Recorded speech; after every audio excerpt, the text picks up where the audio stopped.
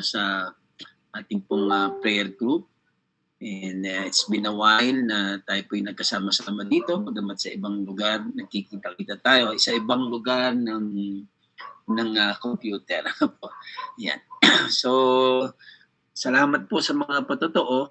And kung pakinggan po natin ang mga pasasalamat, ay ating makikita na may common doon sa mga patotoo ng mga kapatid. At maybe, kahit po yung mga hindi nakapagsalita, nagpasalamat, nagpatotoo, ay tuwing makikinig po natin, and when it comes to prayer, makikita po natin na yung katunayan na may mga naghihintay. Ano po? May mga naghihintay at hindi agad dumarating yung dinadalangin. Yung iba po ay maaring dumating na pero ngayon ay meron pa rin mga hinihintay. Well, napakaganda po na bukas naman tayo lahat ng mga mananalangin sa tugon ng Panginoon. Lagi na nating naririnig yung mga tugon ng Panginoon na po pwedeng yes, no, and maybe. Yes, pag kanyang kalooban, no, if may iba siyang gusto, and maybe or wait kapag tinuturuan tayo ng Panginoon. Ang mahalaga po, yun ay tugon ng Panginoon sa atin. Ngunit dapat po din natin, at alam ko naman na tayo aware, na dapat din maging aware tayo, na bukod po dun sa mga katugunan na yun ng Panginoon, ay may mga pagkakataon kung bakit hindi agad dumarating ang tugon ng Panginoon sa ating mga idinadalangin. Napakasarap sana na kung pagkahingi natin, yan, naandyan na. Ano po? Pero mahirap po yun. Minsan, maging Diyos mismo, in His perfect timing, dahil hindi ganun ang timing natin, hindi kagaya ng timing ng Panginoon, iniisip natin na nadidelay. No, pero ang Diyos in His sovereign power ay tumutugon sa panahon na kailangan talaga natin yung ating hinihingi ng ayon sa kanyang kalooban. So, laging tama po yung sinasabi na hindi na didelayed ang Panginoon, hindi nauuna. He answers in perfect timing. Pero, bakit nga ba nadidelay? Bakit bukod doon ay meron pa ring factor na kung bakit nadidelay. And it is our prayer tonight na tayo po ay maging discerning. Yan, lalo po yung mga intercessors, mga prayer warriors. Yan po na baka misan may mga Kristiyano, sige lang Lord, sasagot ka naman sa panahon na gusto mo. Pero deep inside, Lord, kailangan ko na Dapat po na sana tugunin nyo na po, no? Pero dahil nga ang kaisipan natin, ang Panginoon ay sumasagot sa timing, sa panahon na gusto niya, pumapayag tayo. Well, wala pong masama doon kung tayo napapasakop sa kalooban ng Panginoon. Pero dapat po nating maunawaan na meron pa rin ibang factor aside from yung iniisip nating delay, pero hindi naman delay, kundi timing ng God, may iba pang factor. And as intercessors and warriors, dapat aware po tayo dito. At dapat ma-remind natin ang ating mga sarili about this. Alam natin to, nakinig na natin ito, at yung tinutukoy ko po is yung delay sa ating mga panalangin. Kaya po sa gabing ito, ang nais kong ating tunghayan, ang ating pag-aaral na tumutukoy sa, yan, ito po. Yan, pwede gawin siya. May nakikita po kayo? Wala pa po, Pastor. Ayan. Wala pa po. Meron na po. Sandali po Yan, meron na po. Yan, slides. Delayed but not denied. Meron na po. Yan, meron na po. Amen po. Yan, delayed but not denied. Yan, okay. Lagi nga may tugon ng Panginoon. Ano po? So, minsan nadidelay lang. Pero, we must discern, we must recognize, and we must see what caused the delay. Ano po? Dahil hindi lagi namang Panginoon hindi laging ang Panginoon ang nagko-cause ng delay. Ano po? Again, pag niyo pong ipagkakamali laging on time ang Panginoon, kaya lang tingin natin na di-delay dahil na masyado lang tayo nagmamadali. Ano po? So, but meron talagang minsan nangyayari na delayed, and it is not because of God. Maybe He just allowed it. Nagkakaintindihan po tayo doon Maybe He just allowed it. Ano po? Kaya nadi-delay. Pero purihin po ang Panginoon. Kapag ninais ng Diyos, po pwedeng hayaan lang niya madelay yung isang bagay. Pero we will not be denied. Ano po? Yan. Sa teksto po natin, at maaaring iba'y familiar na sa tekstong ito, sa Daniel 10:12, sabi po dito, kausap ni Daniel ang isa pong anghel. Ano po? At siya'y nagpatuloy. Sabi nung kausap ni Daniel, huwag kang matakot, Daniel. Sa unang araw, yan, ay tinalaga mo ang iyong pagkaunawa at nagpakumbaba ka sa harap ng Diyos, dininig na ang iyong mga salita, ang iyong mga dalangin, ang iyong request if you're going to paraphrase. Ano po? And I have come in response to them. Ano po? Yan. So, masasabi po natin na nung unang araw pa lang daw na nanalangin si Daniel. But if we're going to read, ano po, sa verse 13, but the prince of the Persian kingdom resisted me 21 days. Wow. 21 days na, ano po, ipanalangin na po, tinugon na ng Panginoon. Pero, sabi niya, the prince of the Persian kingdom. Lilinawin po natin mamaya kung sino ba yung prince ng Persian kingdom na yan. Resisted me 21 days. Naku, nakipagbuno. Buti na lang may tumulong. At sino po ang tumulong? Sabi po doon sa sumunod na bahagi, then Michael, one of the chief princes, came to help me. Yeah, meron palang mga chief princess, ano? As if yung kausap ni Daniel ay mas nakakataas si Michael at kailangan pang tulong ni Michael. Ano po? Bakit po? Sapagkat sabi niya, because I was detained there with the king of Persia. Bagamat wala pong sinasabi, pero para lang ating higit na maunawaan, hayaan niyo po na i-picture natin ito. Kumbaga, si Daniel nanalangin sa Panginoon, Panginoon, bigyan mo po ako nito. I-deliver na yun, tinugon na ng Panginoon. The first day pa lang na si Daniel ay nanalangin, tinugon na ng Panginoon. Wow, di ba?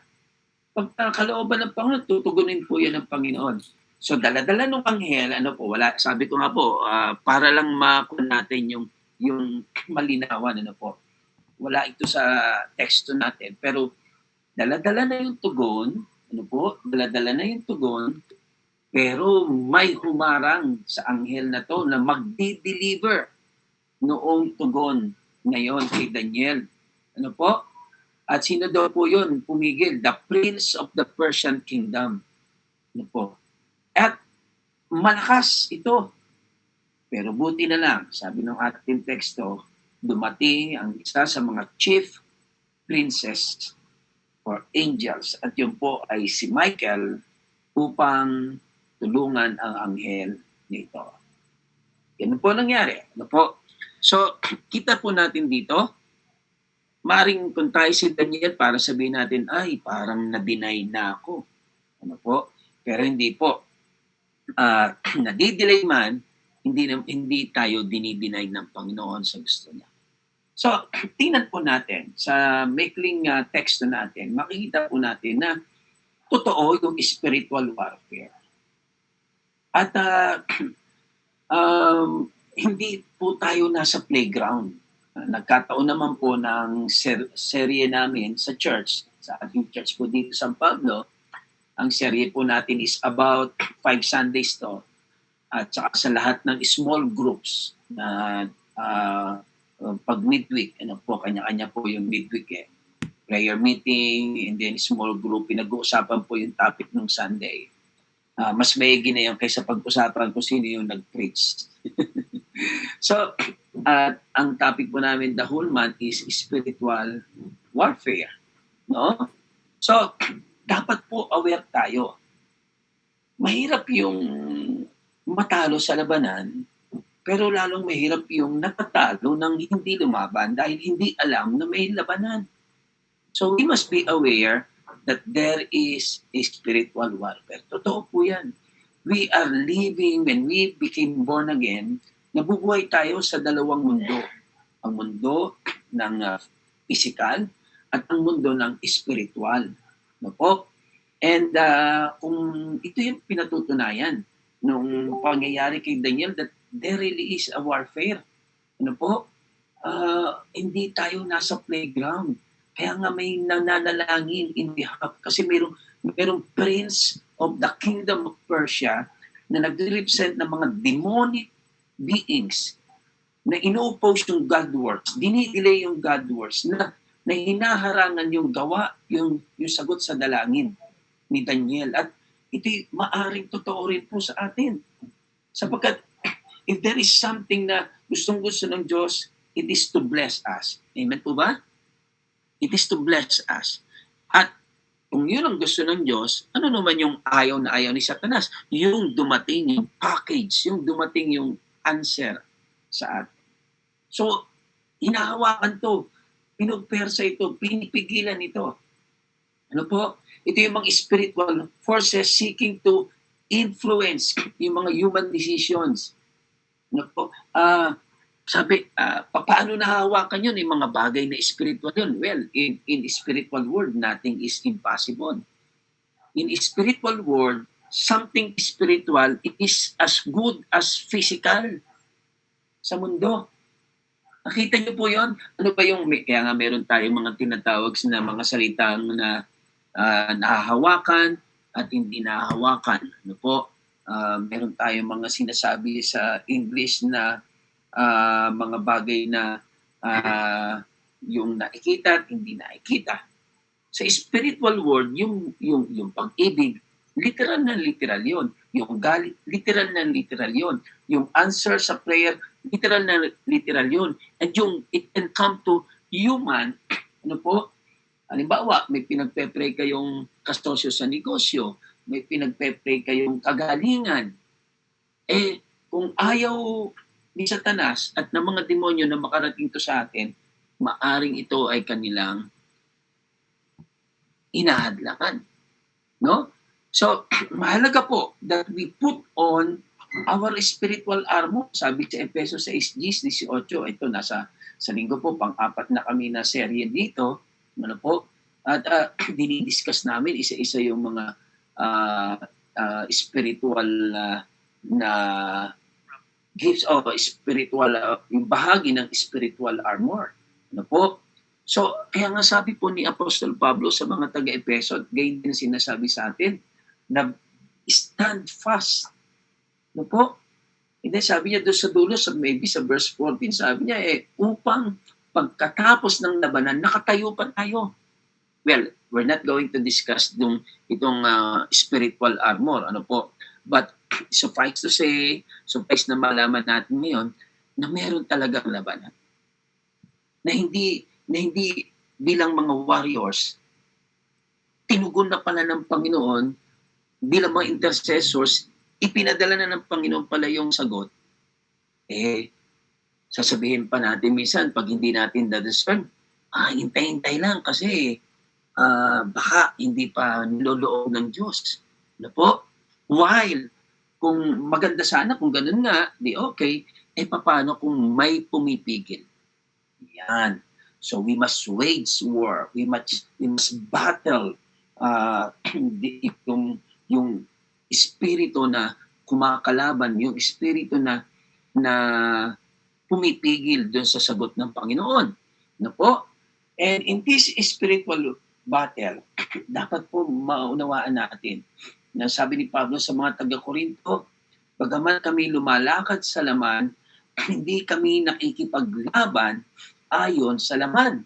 Sapagkat ang weapon, yung mga armas, ng ating pakikibaka ay hindi ayon sa laman, ngunit makapangyarihan mula sa Diyos upang wasakin yung mga kuta, yung mga strongholds. Ano ba yung mga strongholds? Ito yung mga naisip natin, mga mula bata natutunan natin bago ka maging born again. Kung 30 anos ka na born again, imagine ang dami ng mga maling kaisipan. Ang dami ng mga maling turo.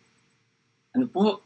Kaya nga yung ating warfare, yung ating weapon of warfare ay may kakayahan na to cast down, wasakin yung mga imahinasyon, yung mga maling kaisipan, yung mga mapagmataas na kaisipan na itinataas ang kanila ng higit o laban sa karunungan ng Diyos. Ano pa pong ginagawa ng ating weapon? Bringing every thought into captivity to the obedience of Christ. So, mapapansin niyo po, we can have a clue on this na ang pakikibaka natin talaga ay spiritual. At ang isa sa mga battleground ay ang ating mind, ang ating isipan. Ano po? Kaya tandaan po natin to. Anong pinatutunayan nung pangyayari sa buhay ni Daniel when he prayed but was delayed? The answer was delayed kasi ito ay pinipigilan ng demonyo, ng anghel ng kadiliman. It only proves na meron tayong kaaway. It only proves that there is a warfare. At dapat po maging aware tayo because the prince of the air, Satan himself, sabi ko nga sa church ng Sunday, if we have a personal savior, dapat maging maingat tayo, maging matatag tayo because we have a personal enemy. Diba? Personal enemy, pag-aaralan po natin yung mga hierarchy na yan. May naka-assign sa buong bansa ng mga demonyo, may naka-assign sa bayan, may naka-assign sa Pilipinas, may naka-assign sa family. Kaya nga may mga common, may mga pamilya na namamatay sa kanser, may mga pamilya ang gaganda naman, hindi makapag-asawa. May mga pamilya po, may alam ko na hindi umaabot ng 40 anyos na mamatay. Yung po mga ganoon. And then, pag hindi tayo discerning, isipin lang natin, ay namamana lang kasi yung pala meron ng kaaway na nagiging dahilan. So, yun po, let's go back doon sa topic muna natin na this is a warfare. Ngayon din, mahalaga po, tinuturo sa atin ni Daniel na maging matyaga. At pinapaalalahanan tayo ni Daniel na makapangyarihan ang panalangin. Huwag lang tayong bibitaw sa prayer. Ano po? Ang panalangin ni Daniel ay na-delayed yung katugunan, pero he continued to pray na nagpapakita ng perseverance niya. Ano po? Hindi siya tumigil. Maaari yung tayo, baka meron tayong hinihingi, pero dahil hindi pa dumarating, binitiwan na natin. Alam niyo po na na-discover ko maraming pagkakataon. Lagi kong sinasabi, God is the God of 11th hour. Ano pong ibig sabihin? Ano ba yung 11th hour? Literally, it is 11 p.m. At pag nag-alas 12, magbabago na. May deadline. So, ibig sabihin po, minsan, o kadalasan, sa karanasan ko po, yung mga panahong aayaw na ako, yung mga panahong titigil na ako sa paghingi, sa pag-request, sa pag-intercede, yung pala yung isang oras na lang, may not be literally, pero madaling-madali na lang pala. Kung tumigil ako, di hindi ko nakuha. Ano po? Kaya mahalaga po that we persevere at mahalaga po na maunawaan natin that yung prayer talaga nakaka-influence doon sa spiritual realm. May influensya talaga mga kapatid. We don't just say mga words, mga salita. They have influence. Ang mga salita ay abstract. Ayan, yung sinasabi sa word. Abstract kasi hindi ito nakikita unless isulat. And yet, mahalaga alam po natin yan sa John 1:1. Talagang in the spirit word. The word is God. Si Jesus Christ. Po, kaya may influence yung pananalangin natin. Yung authority natin, nakikita lang ang dito sa physical yung manifestation niya, but we battle in the spirit world. Kaya, at dapat ating tandaan ito at magtiwala tayo sa Diyos na ang Diyos ay makapangyarihan. At kahit na mayroong spiritual opposition, the sovereign God, through the power of this sovereign God, makapangyarihan Diyos, yung provision, hindi po pwedeng hindi darating sa atin. Kita niyo po, pinigilan. Pero to the rescue si Michael. Diba? So, dahil sa utos ng Panginoon nyo, dahil hindi naman gumagalaw ang mga anghel sa sarili nila, without the consent, without the command ng God. So, tandaan po natin po, there is spiritual warfare, pero makapangyarihan ang panalangin natin, lalo tigit kung tayo ay hindi mananawa, hindi titigil, hindi tayo magpapatuloy sa panalangin. Hindi bumitaw si Daniel. Imagine, for 21 days, nakikipagbuno siya dun sa demonyo, ano po? Nakikipagbuno, naipagbuno yung anghel. Kung bilang mo, laban na laban. 21 days na, saka pa bibitaw si Daniel. Huwag na nga lang, hindi ko naiintayin, Lord. Hindi wala na, hindi na. But praise God. Tandaan po natin to, ang kapangyarihan ng Diyos, it cannot be denied. Hindi po? So, sabi doon sa James 5:16, ang panalangin ng matuwid na tao ay makapangyarihan. The prayer of a righteous man availeth much. Hindi po? It has a great power as it is working. Kaya po, tuloy lang po. And sabi sa Ephesians 6:18, pray in the Spirit at all times and on every occasion. All times, every occasion. All times, every occasion, with all kinds of prayers and requests. To that end, keep alert and persevere in prayer for all the Lord's people. Kaya po, napakahalaga po ng ministeryo niyo, napakahalaga ng gawain nito, napakahalaga po ng na ginagawa ninyo, mga kapatid. Ano po? That you continue doing this. We do it in our churches. We do that. Kaya po, ako hindi talaga makapag-commit every Wednesday kasi may dyan po kalimitang pumapatak din yung aming mga gawain. Ano po, kahapon lang naggawain kami ng Martes because yung kapatiran ay maaring bukas or Friday dadali na uli sa operation po sa Manila. But we pray in every spirit. We pray in the Spirit, at all times and every occasion. Do not fret. Do not lose heart. Ano po? Kaya purihin po ang Panginoon. Now, dito sa spiritual warfare, we're not alone.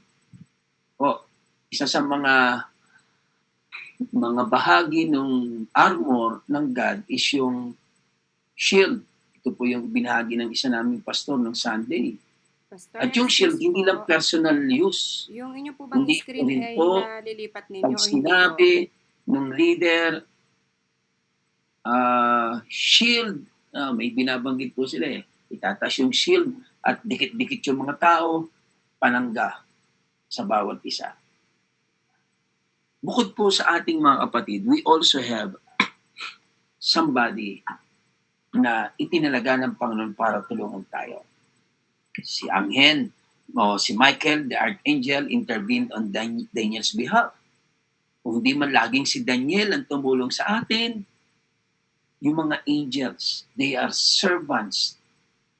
O, sabi sa Hebrews 1:14, they were created to be to give assistance sa ating mga mananampalataya. Sabi niya sa Hebreo 1:14. No po? So may mga anghel na nakahandang tumulong, and they're just waiting for our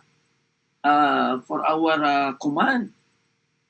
Noong po mga 80s, ganyan, naku, lagi po kami natatawag, mga 12 anyos, 13 anyos, hanggang 16 anyos natin, lagi po si pastor natatawag, yung ibang mga kapatid, pag may na mga napuposes. Minsan po may dalawang magdamag, hihimatayin bigla, ayaw magsalita, ano po, may umaangat na sa floor, ganun po katitindi. Pero igtingan kami. Ibig sabihin ng igtingan, talagang pahirapan. Ano po, may mga matitigas na ulo.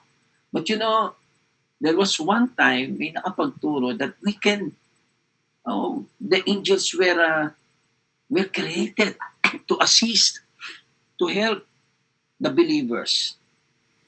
Ano po? Kaya nung matutunan po namin yun, inutusan namin ng anghel, ganito, ganyan. Nako, and it was wow, makita po natin yung paggalaw ng kapangyarihan ng Panginoon. Nako, we are telling the angels na bilo nyo yung pag kami napuposes, hawak na kahit 4 na tao na lalaki, na ihahagis pa rin sila. Pero when we say, angel of the Lord, you let him sit. Yun, uupo lang po basta yun. Kaya po, mga kapatid, let's open our eyes. We are not alone in this battle. We are not alone in this warfare. God is on our side. God is with us. Pero dahil no match naman sa itong mga demonyo na to, God has given us the angels to assist us. Amen? Be aware of those angels. Sila yung mga servants. Ano po? Sila yung mga servants. So, they are powerful, but they operate under God's authority and within His sovereign plan. Kaya yung mga demonyo umalis sa kalooban ng Panginoon, hindi sinunod ng kalooban ng Diyos, hindi nagpailalim sa authority ng Diyos, ayun, naging demon sila. Ano po? But then again, kung may mga demonyo man, huwag tayong matakot. God has given us angels to aid us in this warfare. Wow, napaalala niyo po yung military ng Israel, takot na sila, nakukubkub sila, napapaligiran. Pero sabi ng God, open your eyes. Nung ibuka ang spiritual na mga mata, sa pamagitan pa rin ng mga physical na mata, ano po nakita nila? The angels surrounding the enemies. At sila'y nanalo. We may not be seeing them literally with our naked eyes, but the Word of God would not deny that angels are true. And they are created to assist us, to help us, to aid us. Amen? So, tingnan po natin, anong natutunan natin ngayon? Now, we must be aware of the spiritual forces. Wag naman yung konting sipon sa demonyo na. Naku, dumaan din po kami ng mga panunin. Umupo ng konti, uy, i-confess mo na yan. O kaya, uy, in Jesus name ka. Mga ganon. Everything is not hit and miss, but awareness, discernment. No po? And as believers, we must be aware of the spiritual forces. Alam natin kung kailan atake ng kalaban yung sakit. Alam natin kung kailan atake ng kalaban yung akala natin ay pagsubok, yung pala temptation. Yan, pag pagsubok galing sa Diyos, pag temptation, hindi manggagaling sa Diyos. Amen? So, yun po malaga, we must be aware. Kaya nga, sabi sa unang Pedro 5:8, tayo mapag-antabay. Well balance and self-discipline. Be alert at maging maingat sa lahat ng pananway sapagkat ang inyong kalaban, ang Diablo, ay ano daw po? Yan, prowling o gumagala na naghahanap ng masisila. Seeking someone to devour. Hindi lang kikilitiin, hindi kakagatin, sasakmalin. Dapat po, nare-realize na natin na si Satanas ay hindi nagbibiro. John chapter 10:10, he came to you steal. Diba? To kill and to destroy. Kaya nga po, sabi ko kanina, may personal savior tayo, but we have a personal enemy. And he is assigning, because Satan is not omnipresent, he is assigning someone for us. But don't be afraid, we are more than conquerors. The good thing about this warfare, assured na ang ating tagumpay. We just need to fight. Amen? Kaya, be sober. Maging maingat tayo. Persist in prayer. Even when faced with delays or opposition, huwag tayong titigil. Pray without ceasing. Manalangin po tayong lagi. Kaya nga, sabi ng Panginoong Hesus doon sa parabola na kanyang tinuro sa Luke 18:1, sabi ng Panginoon, now Jesus was telling the disciples a parable to make the point that all times they ought to pray and not give up and lose heart. Magtagal man yan, kung alam natin na hinihingi natin ay sa Panginoon. Hindi ito magtatagal sa kaisipan natin magtatagal yan, pero sa Panginoon on the right time. Ang malaga, we do not cease praying. Ang malaga, we don't give up. Ang malaga, hindi tayo nawawala ng loob o pinanghihinaan ng loob. Amen? Kaya purihin po ang Panginoon, we must continue praying kahit 5 na kayo dito, kahit 10, 20, dumami man o hindi. It's not dependent on how many are praying, the more the merrier. Pero hindi man ganun lagi. Ang mahalaga po, you are not losing heart. And you continue to pray. Thirdly, remind believers to trust in God's sovereignty. Remind ourselves na ang Diyos ay makapangyarihan. He is sovereign. And He is always in control. Sabi sa awit 135:6, whatever the Lord pleases, ginagawa niya. Kung ano ang kinaluluguran at nais ng Panginoon, gagawin niya yun. Sa langit at sa lupa. Sa dagat at sa mga kalaliman. Amen? Sabi ni Job, alam ko, nalalaman ko na magagawa mo ang lahat ng bagay at walang anumang ninais mo. Walang anuman na pinanukala mo ang hindi mangyayari. No purpose of yours can be thwarted. Hindi po pwedeng manakaw yan. Pag sa atin yan, sa atin yan. Naka-address sa pangalan mo yan, sa'yo yan. Maaaring magkamali yung LBC, Grab, or kung anumang courier, pero ang Diyos hindi magkakamali. At kahit pa yan ay hawakan ni Satanas at ng mga demonyo for 21 days, for 40 days, believe that God is sovereign, it shall come to pass. Amen? It shall come to pass. Purihin po ang Panginoon, mga kapatid. Be encouraged, be discerning. Alam natin kung ang delay ay dahil lang tinuturuan tayo ng Panginoon maging matyaga, at alam natin ang delay ay dulot ng kaaway. But rest assured, kahit pa po madelay, ano po, we cannot be denied. Amen? Salamat po sa Panginoon. Tayo manalangin. Salamat po, aming Panginoon. Dinadalahin ko ang aking mga kapatid na gabi at araw ay namamanig sa iyo. In behalf of your people, in behalf of the unbelievers, in behalf, Lord, ng mga tao na pinaglalaruan ng kaaway. Lord, they come before your throne. And so I pray, Lord God, that you continue to empower them, continue to empower us, oh God, continue to strengthen us, give us perseverance, give us the awareness if the work or the act is for you and from you or not from you. Kaya mo po na patuloy kaming manampalataya na pagka pinanukala mo, walang makapipigil. Si Satanas man, o mga demonyo man niya, walang makapipigil. Maraming salamat po sa gabing ito. Pinagpala niyo po ang bawat isa sa pangalan ni Jesus. Sa iyo ang pinakamataas na papuri at pagsamba. Amen. Amen.